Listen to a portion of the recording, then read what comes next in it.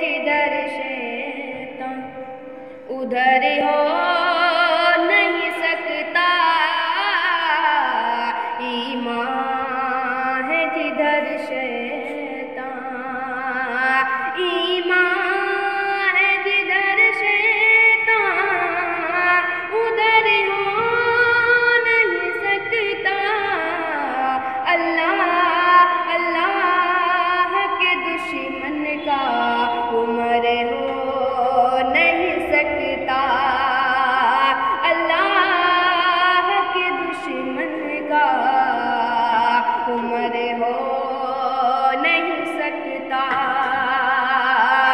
माँ बाप पिलाएं तो उसे शौक से पी लो।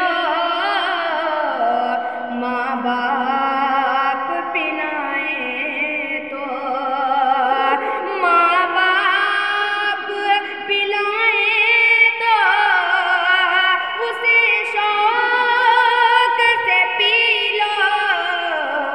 माँ बाप के प्याले में, माँ बाप के प्याले में ज़हर हो नहीं सकता।